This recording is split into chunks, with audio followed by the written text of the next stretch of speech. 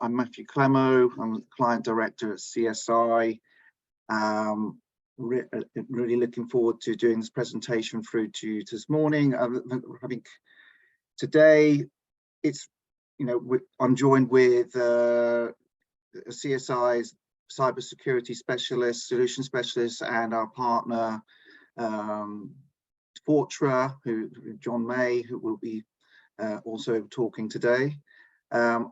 And I think what we would like to talk to you today, which is sort of quite high up on a lot of smaller financial, CSI works with quite a few small financial service organizations, and especially over the last few years, the cyber, what we're calling today is like the cyber compliance challenge, is becoming a lot more higher on the agenda of the board, and is becoming more challenging to adhere to. So what we talk through is what we're seeing with our clients and how we're helping them go through that challenge, and maybe obviously trying to articulate and maybe accelerate that process for you. In terms of the challenge, we're seeing regulations, especially recent regulations, SS20, SS221 coming through, which is giving a lot more demand on the smaller financial organizations, and obviously cyber as part of that is becoming a lot more complex. And as you go through your transformation journeys, updating your IT systems, choosing new platforms, then the challenge is only increasing, because you're having lots of different platforms that you're having to secure and assure. So we feel that we work with a lot of building societies and small organizations, and ones that are looking to adopt framework models seems to be the best way of looking forward in terms of maturing their services and their platforms. But we found that it's quite difficult to actually achieve this with such small resources on their side. So we're working with us as an MSP. We feel that we've been able to accelerate that journey for them, and it is a joint journey between yourselves, us as a service provider, and the specialized vendors that we use, such as Fortra, to give you that. Give you that assurance, and obviously second, and finally working with your auditors to give you the final sign off within your organization. So what I'd like to do today is just talk through how we are doing that through the services that we are providing, to give you an insight of potentially how those challenges are overcome. First of all, I'd like to introduce you to Jonathan May from Fortra, and he can talk you through that. Hi guys, very nice to meet you all. Well, I suppose to present to you and be invited here today. As mentioned, my name is Jonathan May. I'm the technical partner manager for Fortra's Alert Logic Managed Detection Response Service. Specifically, the remit of my job is to work with managed service providers such as CSI in order to productize what we do within their own security product portfolio, and to align any technical and operational processes between our two businesses to ensure that we have a fully joined up service front to back. I've been invited here today specifically to go over the NIST framework, cybersecurity framework at a high level. We selected the NIST framework just as an example, really, of the type of regulatory compliances that you might be looking to achieve or to align yourself with. NIST has the advantage of being quite broad and general, and generally sets a good baseline for a cybersecurity practice as a whole, rather than being specific to say holding credit card information such as PCI DSS. What is NIST? NIST, for those of you that aren't aware, stands for the National Institute of Standards and Technology. It's a non-regulatory agency of the United States Department of Commerce, founded in 1901. It's dedicated to promoting innovation and industrial competitiveness by advancing measurement standards and technologies in ways that enhance economic security and improve quality of life. While NIST is known for developing and maintaining a wide range of different standards, today we're looking specifically at the NIST cybersecurity framework, which is a set of guidelines and best practices designed to help organizations manage and reduce their cybersecurity risk. So why may you want to be risk aligned? Well, there's a number of good reasons. The first being, most obviously, that it will improve your security posture as a whole. The framework provides a comprehensive and flexible approach to managing and reducing cybersecurity risk. By implementing the framework, businesses can better safeguard their assets, data, and network from cyber attacks to ensure the confidentiality, integrity, and availability of their information. This results in an enhanced compliance for a business, and many industries and regulatory bodies require that compliance in order to work with them, such as FedRAMP if you're interested in working with particular United States federal services. But generally, achieving this certification can help businesses demonstrate compliance with these standards, which should allow you to develop a decent competitive advantage. Typically, customers and partners are going to prioritize doing business with organizations that have demonstrated their commitment to cybersecurity. We've seen this happen more and more often as the cyber landscape develops. Additionally, you're going to have a much greater level of mitigated risk within your business.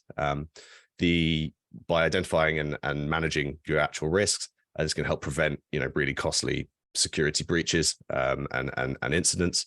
And then finally, it can improve your partner relations, very similar to a competitive advantage, but it can help establish and maintain better relationships with your suppliers and your customers, again, by demonstrating that you are adhering to industry best practices and regulatory requirements. This typically is going to help build a lot of trust and credibility with various stakeholders of any partners that you may work with.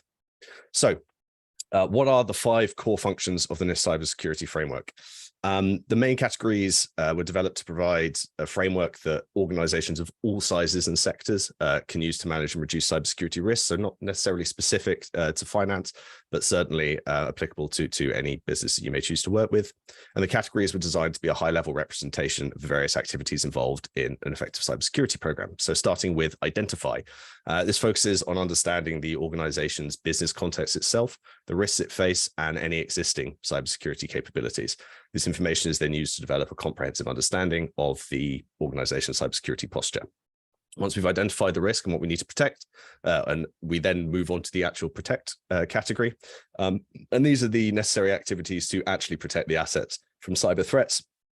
This might include things such as access control, security awareness training, and data security policies.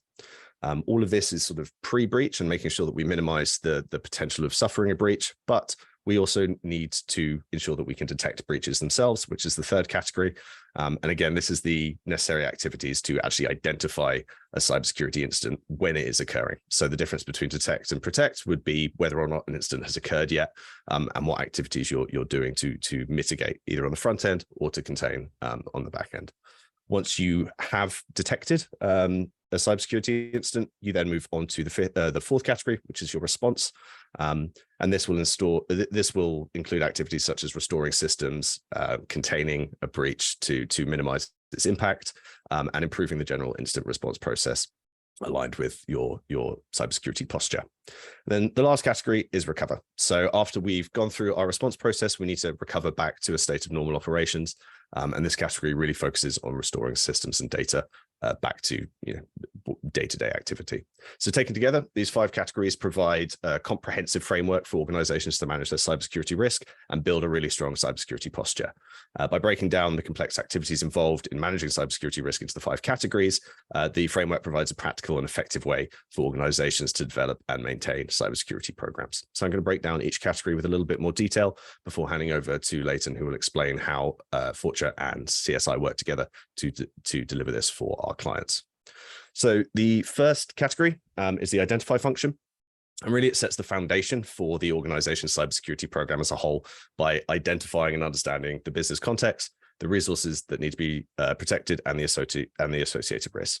By implementing a robust identification process, an organization can establish a strong security posture, comply with regulations and standards, and reduce risks to its critical assets. This also enables organizations to better understand their cybersecurity risk, which helps them make actually informed decisions and allocate resources more effectively. There are a number of subcategories that exist within each major category. The first of identify is actual asset management, and this is where we need to document what assets need to be protected, where they're located, and what their actual value is. This will include hardware, software, data, and personnel itself. Next subcategory is business environment. It's included to enable an organization to understand the factors that influence its risk management decisions. This might include your organization's mission, objectives, the stakeholders, and general legal and regulatory requirements that you may hold. Third category is governance, and it's included to ensure that you have the necessary policies and procedures to manage that risk that we've identified. It includes processes for assigning responsibilities, defining the actual decision-making authority based around cybersecurity, and ensuring the accountability should something go wrong. After the fourth category is then risk assessment. And this is included to enable an organization to understand the actual risks to the assets that we've previously identified, and to assess the likelihood and potential impact of those risks. So this will involve identifying threats, vulnerabilities, and generally assessing the likelihood and potential impact of those risks. Once we understand the risks, we are then moving on to developing an actual risk management strategy. And this is to ensure that we are dealing with that risk in line with our business objectives, the risk tolerance that we have, and the resources that we have available to us. This will include, selecting appropriate safeguards and determining cost effectiveness of different risk management options. And then finally, we have supply chain risk management.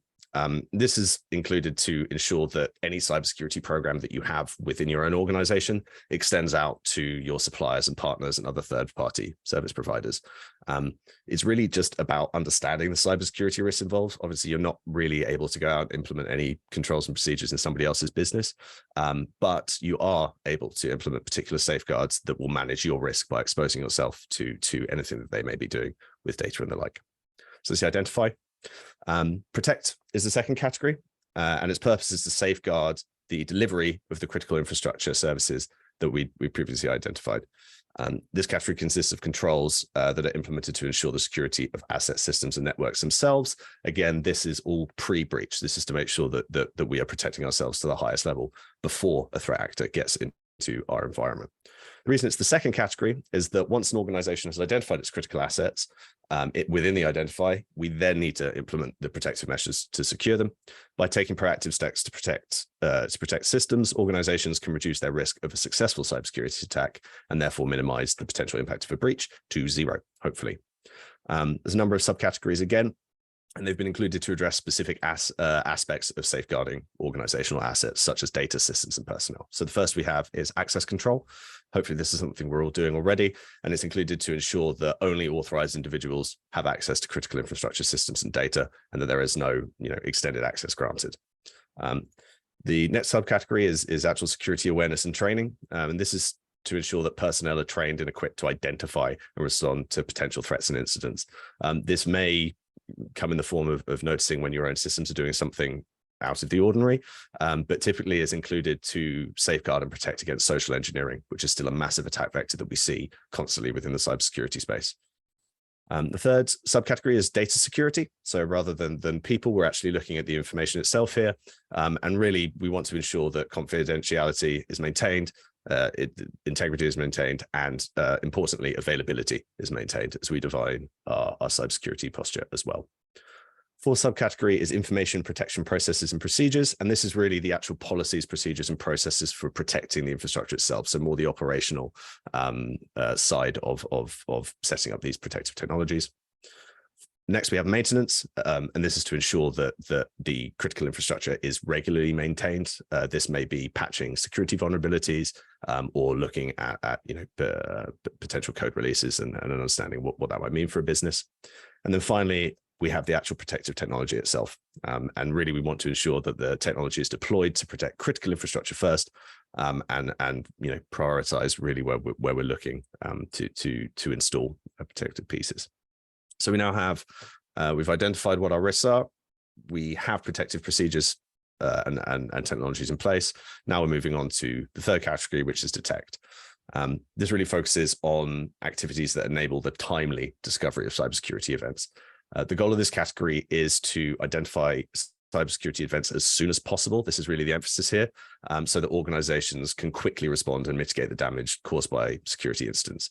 Detecting events early is crucial for minimizing the impact of an incident and generally reducing the risk of future incidents. Early detection allows organizations to take action quickly, potentially limiting the amount of damage that can be done. Additionally, this can help build a lot of trust with any stakeholders of your business by ensuring that, should anything go wrong, you're able to respond within a timely manner and protect their information. So only 3 subcategories on detect, but they're all fairly meaty. The first is the anomalies and events subcategory. So this emphasizes the need for organizations to establish baselines of normality across their organization from a cybersecurity perspective or general activity perspective. Then we need to ensure that we can detect deviations from those baselines, which can be a very serious indicator of a potential cybersecurity incident.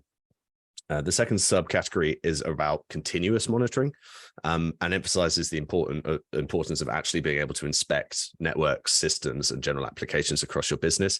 And most importantly, on an ongoing 24/7 basis. As much as we'd love cybersecurity events to only happen within business hours, they often don't. And this is the area where it can be very difficult for smaller organizations to cover just by themselves.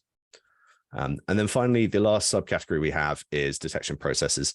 And this is about the developing of formal processes for detecting the cybersecurity incidents. So defining roles and responsibilities for looking at potential indicators, define criteria for determining the severity of an incident, and then finally, the established procedure for reporting an incident should it happen and need work on. So we've now detected a cybersecurity incident, unfortunate, but it will happen. We're now moving on to the 4th category, which is respond. And this focuses on the appropriate actions to take once an incident has been detected itself. The goal here is to contain the impact of the incident and restore normal business operations as quickly as possible. This category is addressing the need for an effective and efficient incident response plan, which may include procedures for mitigating ongoing attacks, reporting incidents, and analyzing the incident itself to prevent similar events from happening again in the future. Apologies, I should have put that up. Again, number of subcategories, the first being response planning. And this is, as it says, it's really focused on developing a proper plan of how you respond to an incident. Again, defining the roles and responsibilities to ensure there's there's some form of accountability should something not go the way that it should.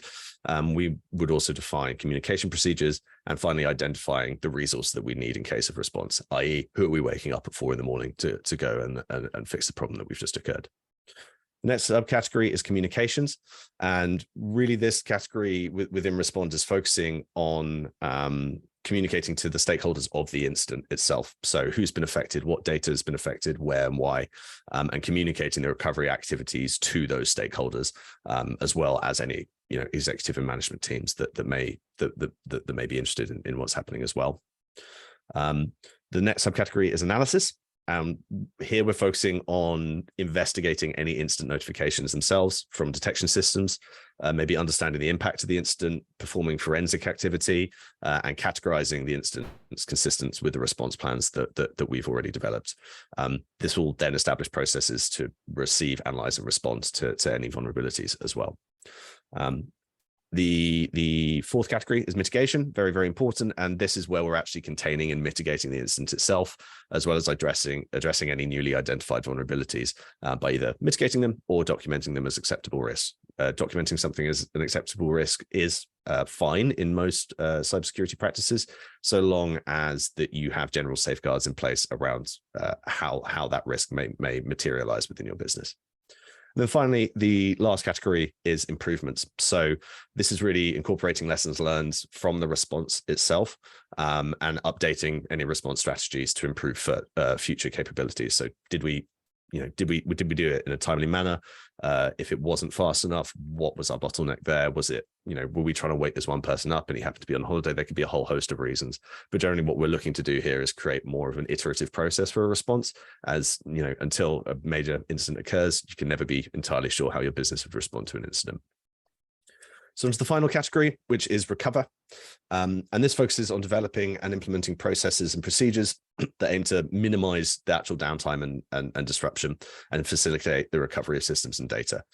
Generally, we just want to ensure that organizations can return to normal operations as quickly as possible, right? And make sure that we continue our business. What's really important about this category is that it acknowledges that no system can be 100% secure.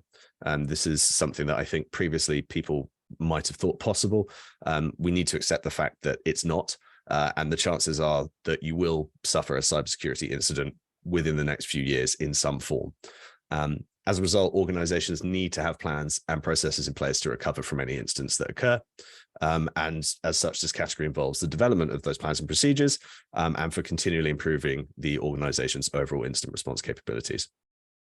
This category really is critical to minimizing the impact of an incident by getting you guys back to transacting as quickly as possible. Only 3 subcategories here, but all very important. The first being the actual recovery planning itself. Here we're developing and implementing the recovery plan, and to ensure that we can restore systems as quickly as possible. This is generally going to include how we know that an incident is over, and you know, what work is going to be required to bring everything back up to normal. The next category will be the improvements, and this is more of a sort of macro form of improvement. So if we've suffered a breach, we want to incorporate all the lessons learned from the previous instance and enhance the overall response. So rather than specifically looking at improving the response itself, we may look to increase our ability to identify incidents, or we may add more protective technologies, for example. And then finally, we have communications as part of recovery. And again, this is more macro than within the response category. And what we want to do here is manage public relations and communicate the recovery activities to all stakeholders. This is really key to repairing any reputational damage that may occur during a cybersecurity event, and generally is going to be critical in building and maintaining the trust of your customers and partners. So those are the 5 areas of NIST. I hope breaking down, it shows that it's not the most complex compliance, but there are, you know, it is very thought out in creating a complete strategy for a cybersecurity policy. So I think at this time I'll be handing over to Leighton, who will talk a little bit more specifically about how Fortra and CSI work together to deliver this for our customers. Perfect, thanks, Jonathan. Yeah, just share my screen.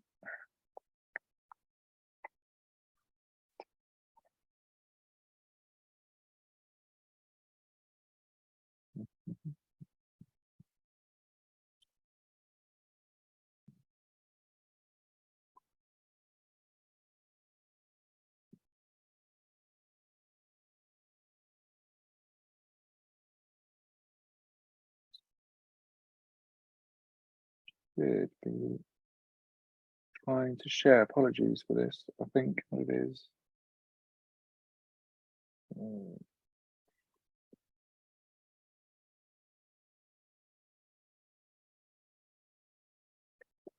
Perfect. I'm hoping you can see my slides. Jonathan, can you give me the okay on that? Yeah, we can see those.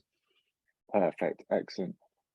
So Leighton Jeffries obviously work within CSI and sort of are the technical and cybersecurity lead and solution architect within the business. I've got probably around about sort of 10 to 15 minutes really to go through and give you a bit of an overview of the integrated service that makes up our CSI and SOC MDR service, which is underpinned by Fortra's platform and aligns, as we've been discussing today, around some of the key areas of the NIST framework.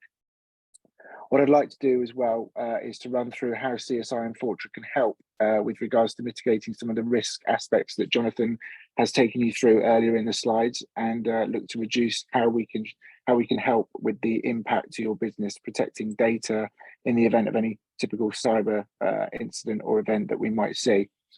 I'll probably quickly give you an overview of our SOC and its capabilities, take a look at some of the challenges that we're seeing in the cyber landscape, what we're seeing with other building societies as well, and what we're picking up in regards to some of the customers that we've got onboarded within our service. And then what I would look to try and do then is share with you an example, an extract where our SOC and the NIST mapping aligns to some of the framework controls and principles, picking out some of the protect and respond items that Jonathan's taken you through in the slides a moment ago. Then what I'll look to try and do then is cover off CSI and Fortra, and looking to share with you about how we can reduce the time to detect and respond to incidents, giving you an overview of some of the coverage of the platform and CSI's white glove managed service, And then what I'll do is I'll look to finish off and close off with why CSI and Fortra, and hand back to Matthew, who can then walk you through and talk to you about next steps following today's webinar. So the SOC itself within CSI is actually ISO 27001 accredited. It's a facility within the scope of part of our external audits and renewed certs here in Birmingham at our HQ. We have around-the-clock coverage in regards to 24/7 operation with our partnerships and vendor alliances, so providing 24/7 triage to critical security incidents. The SOC itself, the customers that are consuming the services today have access to over probably about 100 plus SOC analysts. So very much acting as an extension of customers that we have within the services, and acting as an extension to their teams. Part of the sort of services and deliverables that I'll take you through today with regards to some of the items around Fortra and our service offerings include things like cadence reviews, remote meetings with SOC analysts, basically to present any findings, analysis from any previous month's activities that we've seen. Review cadence calls typically include discussions of potential industry threats, so what we're seeing across different verticals and industries, and similarly work with you to support any ongoing tuning, proactive development and optimizing of the services of your environment as your business and workloads evolve.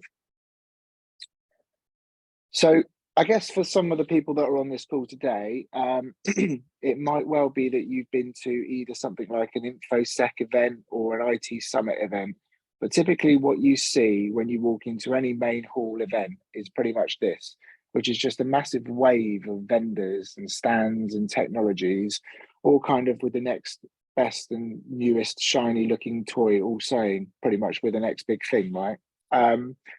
So to take the incident response space, which we're talking about here around the NIST framework today, I think today it has over 100 plus vendors. So the question becomes where to start, and organizations are facing several different cybersecurity challenges, including lack of trust in traditional solutions today, complexity regarding maintaining multiple operating systems, patches and vulnerabilities within the environment, and typically seeing a real lack of skilled cybersecurity skills in the industry, particularly with obviously IT teams now becoming smaller under the current climate. So organizations can't really keep up with the rate of change, and that carries an element of risk. So I think we would probably all agree that, it is a case of, organizations will get breached. It's not if, but when. And nothing really out there is a silver bullet. So, things can still get through, which obviously then relate and have a knock-on effect to failed audit and governance as to what's the impact to your organization. Reputational damage, personal liability now that we're seeing is on the increase in regards to organizations around governance. We see loss of data, IP, credentials, obviously, that are on the dark web. And typically, obviously, recovery and remediation costs are very much on the increase, particularly being able to recover from a cybersecurity incident. So the NIST framework is one example that we're seeing where businesses are looking to rely on cybersecurity to align to best practices frameworks. There are many out there in regarding, outside of just NIST best practices. We've got things like Cyber Essentials and Cyber Essentials Plus. ISO 27001 is something that we actually, I mentioned earlier, carry ourselves. And the CSI MDR SOC service, what we're looking to try and do here is help you with the NIST guidelines so that you can help reduce your risk of attacks. We can align the SOC services around our MDR capabilities to the detect and response elements of the NIST framework.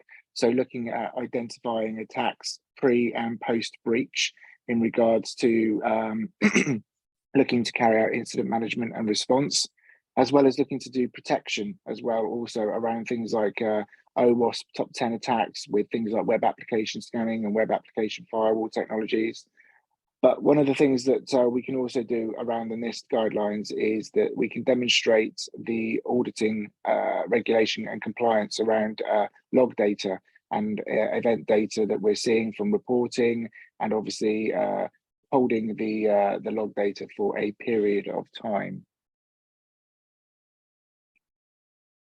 So an example where the SOC NIST mapping aligns directly to the framework controls around protect and respond, you can see within the slides that we have the ability to look at configuration management.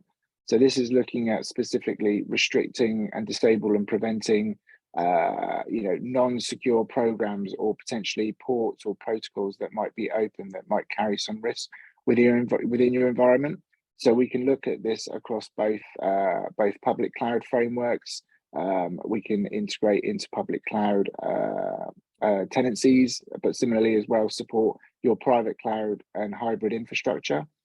I mentioned about incident response. One of the things that we can also do is around tracking and documenting and reporting incidents that we identify through the service and regards to responding to those incidents. So we typically use integrations with our ServiceNow ticketing system, where we can automate some of that incident response process, raise tickets, and from an auditing and compliance perspective against the NIST controls, demonstrate an evidence analysis of those security incidents.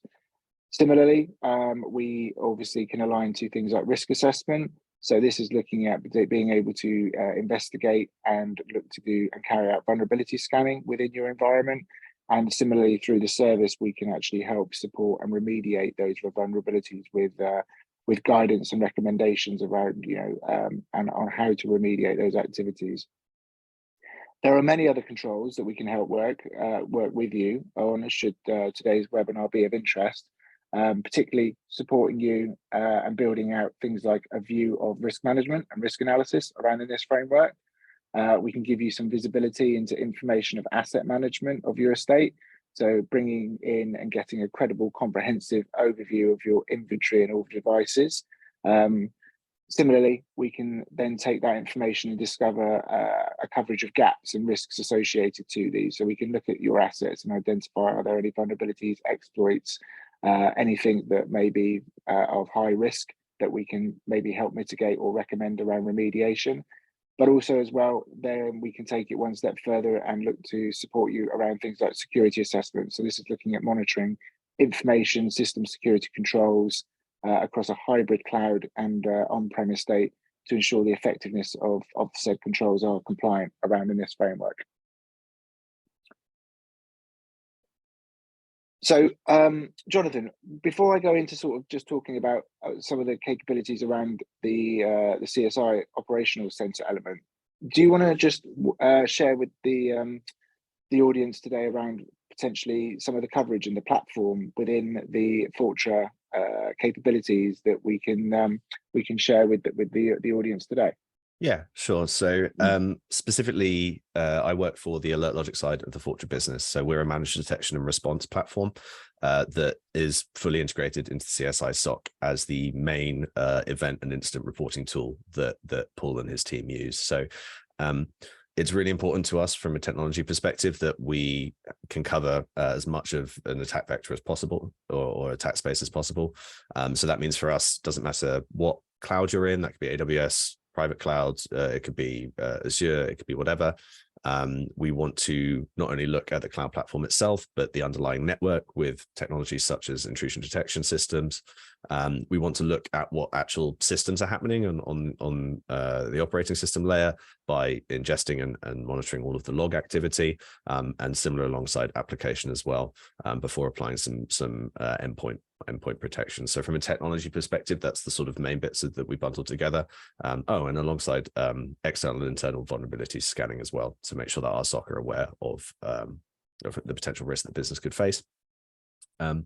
From there, really what we are is a massive data harvest engine.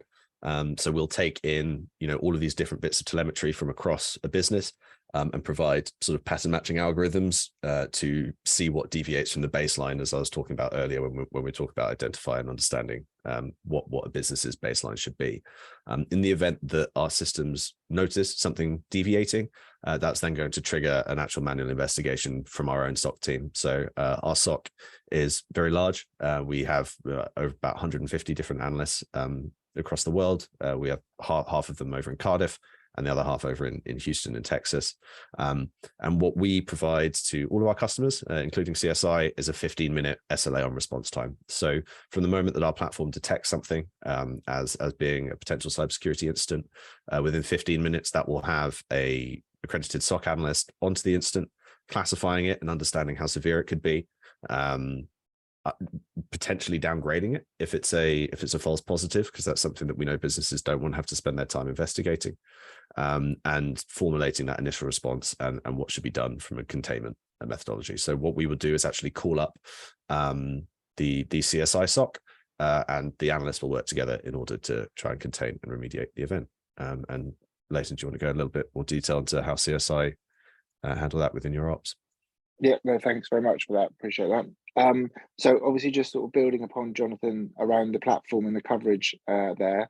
So our deployment and SOC services management team sort of support an overarching white glove service. So the idea behind it is the elements include elements of onboarding and deployment support, looking to manage the overall arching infrastructure, providing things like guidance on patching and vulnerabilities that we identify through the platform, as well as provide full incident response guidance, particularly on incidents that we may see. With the platform, we can take lessons learned from activity that we've seen and build out things like automated response. So this is looking at building out custom playbooks and alarms and use cases for your environment. This feeds then into things like reporting and building out custom compliance and reporting that we can then build back into the services reviews and cadence reviews that I mentioned earlier on the call. So the premise of the service in conjunction with Fortra and Alert Logic is that we're trying to build a full end-to-end managed detect and response service, which obviously carries and is aligned to elements of the NIST framework that we've spoken on today's webinar. So just to sort of wrap up slightly, just to sort of capture some of the key service features, if you like, and the areas that are covered within the platform and the service from today's webinar.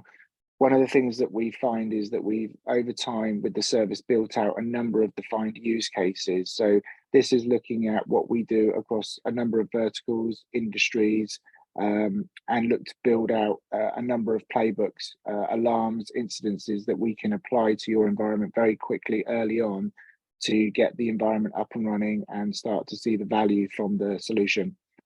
There is obviously access, as Jonathan's mentioned, to a wealth of security expertise that sits behind this service. Today, I think it sits almost near to 150 SOC analysts. So this is around the clock coverage, and similarly, obviously on call and available as part of the service to act as an extension of your team. And obviously looking to try and bring this all back into a single pane of glass. So improving visibility and correlation of those threats, and increasing more of a responsiveness with timely targeted insights to proactively take corrective action. So just to finalize on the remaining slide, why CSI and Fortra?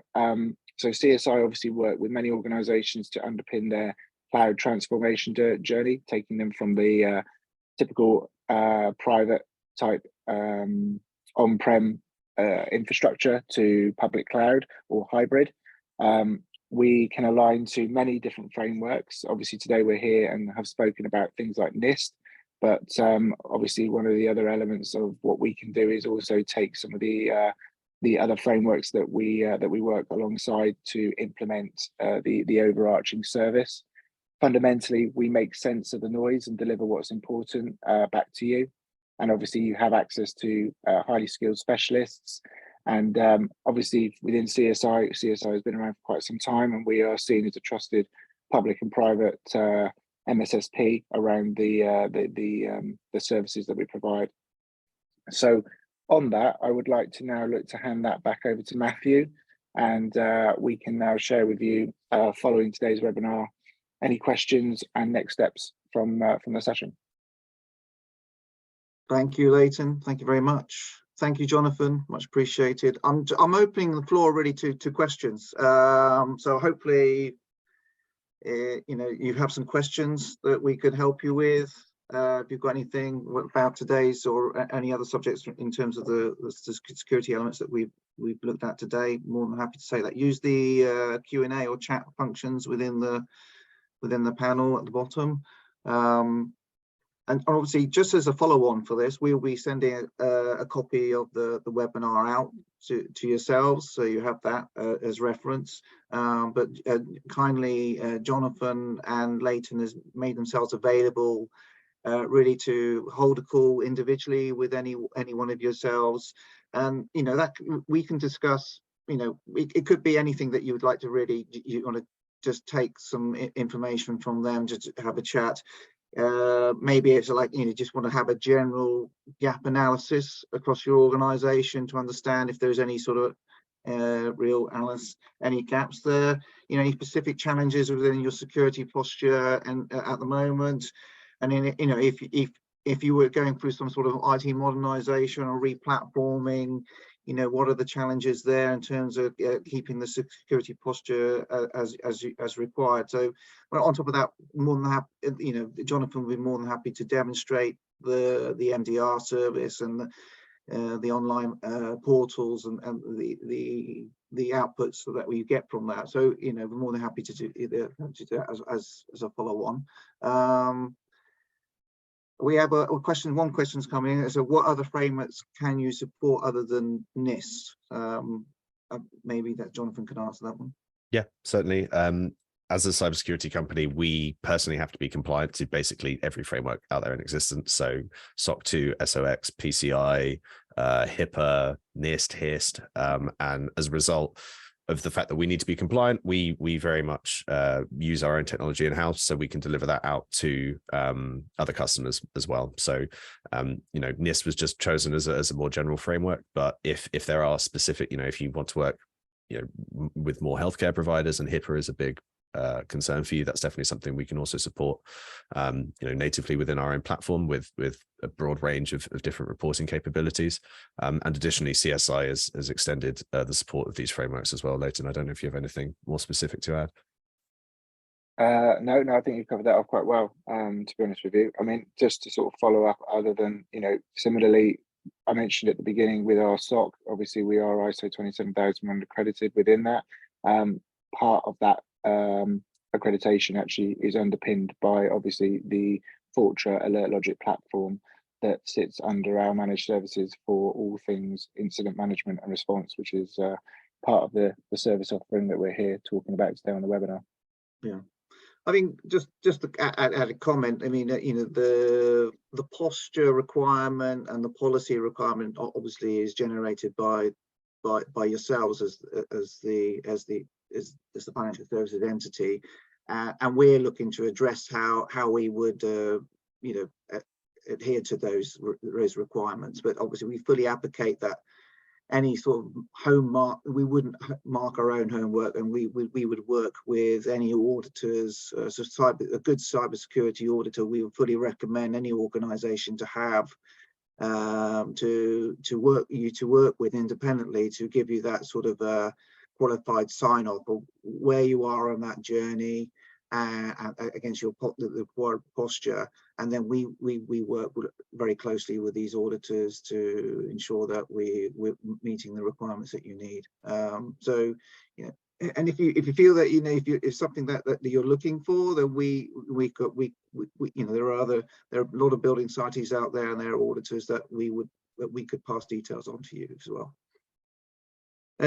Is there any other questions? I don't think we have any other questions at the moment. So if that's the case, then we'll look to bring the webinar to a close. But I really thank you very much for lending us your time this morning. I hope this has been useful for you.